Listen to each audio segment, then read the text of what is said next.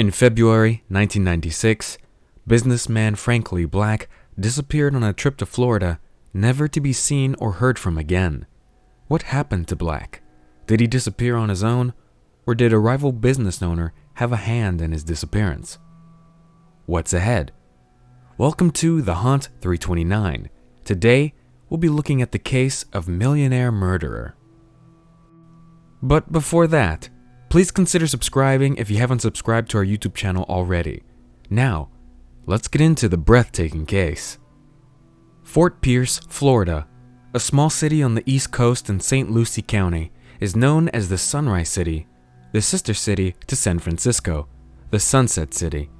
It's also home to the National Navy SEAL Museum and world-class fishing.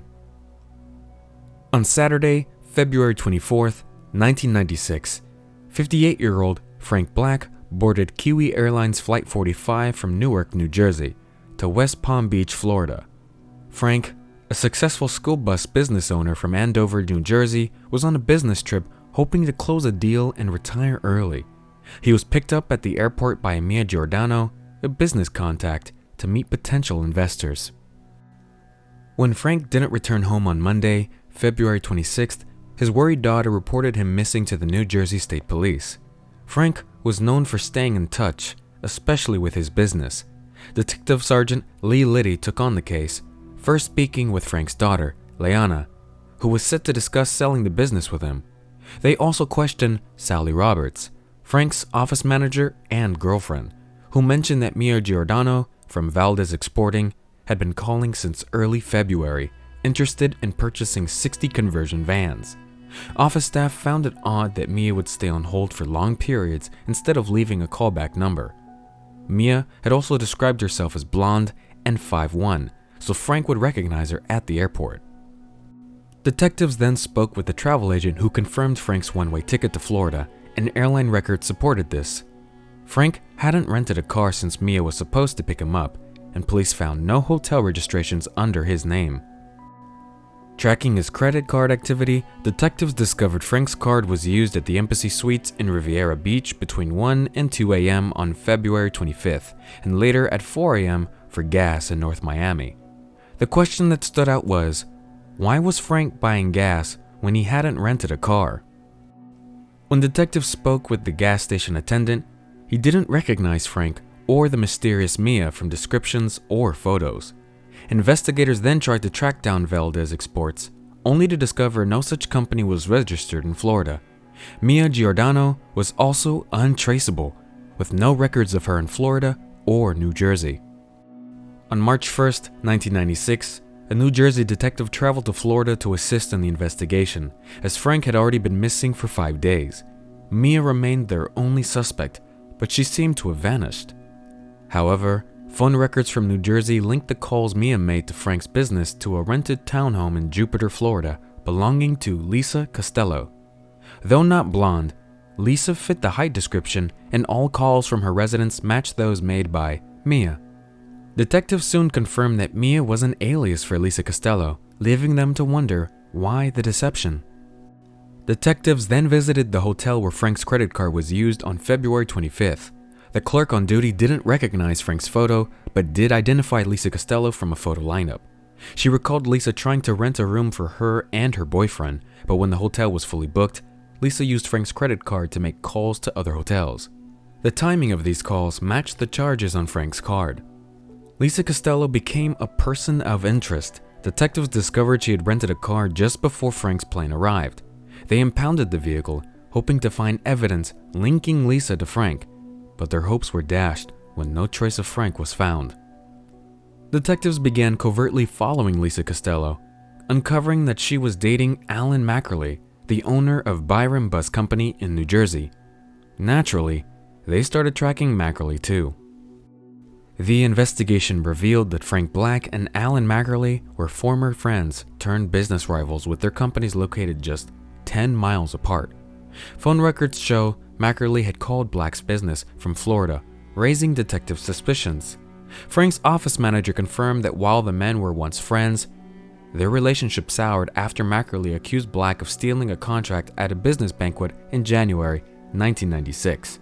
Mackerley even threatened to put him under after Black undercut him on a deal, a tactic that had made Black unpopular among other bus company owners. Fearing for his safety, Frank began avoiding meetings where Mackerley was present, or he wouldn't attend them alone. When questioned by detectives, Mackerley denied that he had seen or talked to Frank Black recently. He flatly denied having any contact with him, especially in the days leading up to his trip to Florida. Now detectives believe that both Mackerley and Costello were responsible for Black's disappearance and possible murder. But they needed proof, not just phone records and car rental receipts.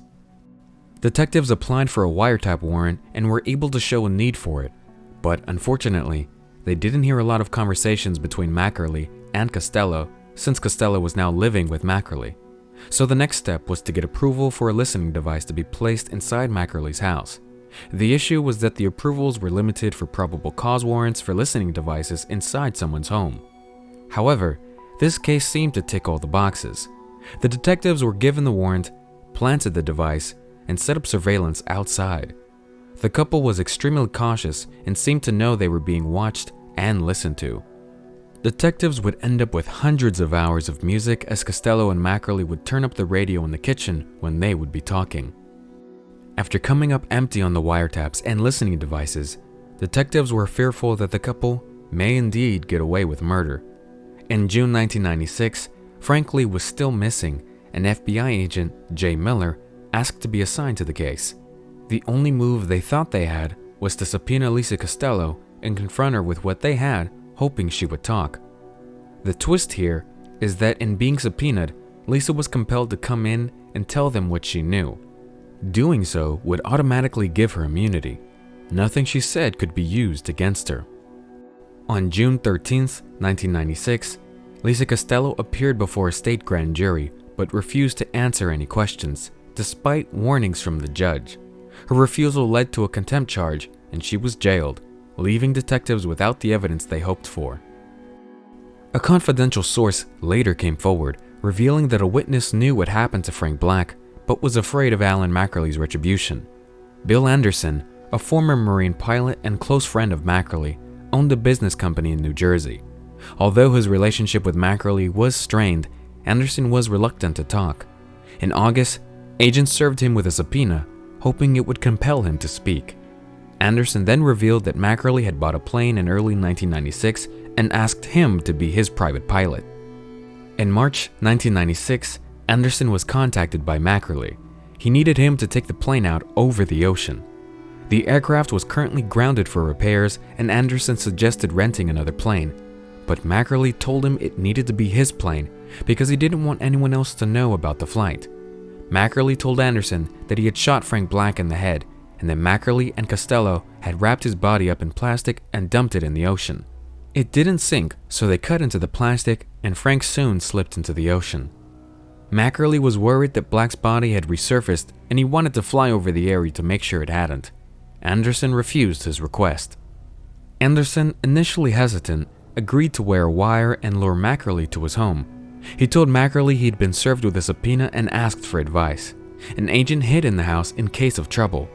But when Mackerley arrived, they couldn't make radio contact.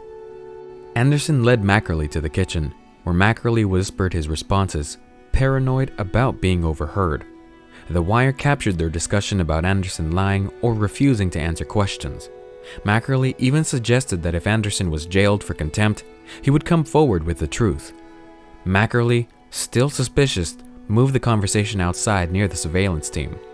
Although the conversation yielded incriminating statements, investigators still lacked a full confession.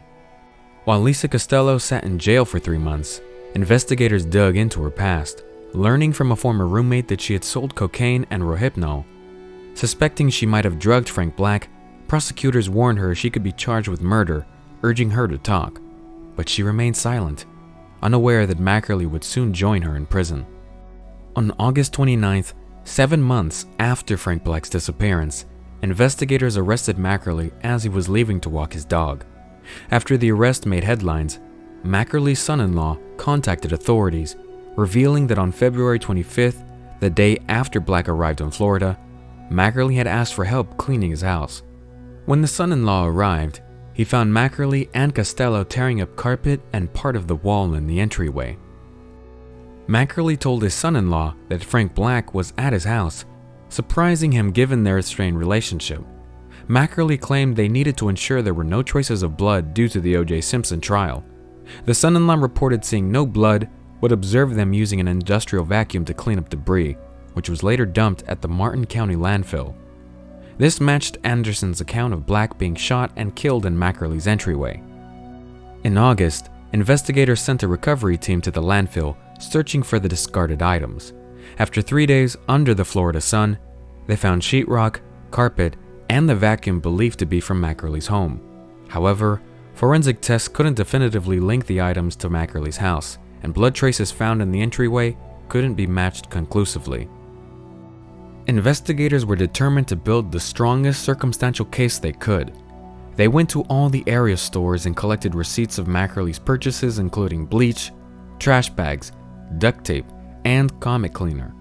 In May 1997, the investigators got some news from inmates at the Martin County Jail. Mackerley was looking to hire someone to kill Bill Anderson. He believed that if Bill wasn't able to testify against him, then the case would be dropped. The investigators tightened security around Bill and his wife to the point the couple was placed into the Federal Witness Protection Program. You would think that Mackerley would be charged with not only witness tampering, but attempted murder for hire.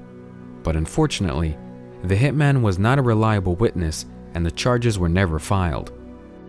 On January 20th, 1998, Alan Mackerley's trial began in Vero Beach, Florida, relying solely on circumstantial evidence since Frank Black's body had never been found. Prosecutors argued that hiding a body doesn't mean one can escape justice. They emphasized that Black had no plans to disappear or start a new life.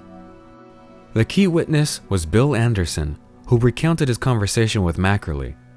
Prosecutors theorized that on February 24th, 1996, Lisa Costello, posing as Mia, picked up Frank at West Palm Beach Airport and took him to Mackerley's house under the guise of a business meeting. They believed Costello then drugged Frank's drink with Rohypnol, which is colorless, tasteless, and odorless. Once the drug had taken effect and Frank passed out, Costello took Frank's wallet to later go out and lay a false trail.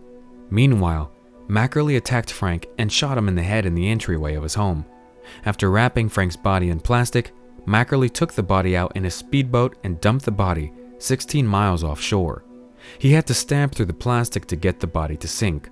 Returning home, the couple began tearing out anything that had blood on it and wiping it down with bleach. The jury heard all of the evidence and believed the prosecutor's case.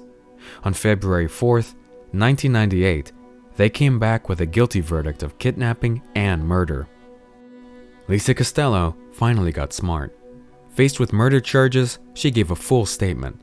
She received a plea deal for third-degree murder and false imprisonment. Costello was sentenced to 10 years in prison and with time served. She was released in 2004. Mackerley had his kidnapping conviction overturned on appeal in 2001. The Florida Supreme Court felt that Frank Black had traveled to Florida under his own volition.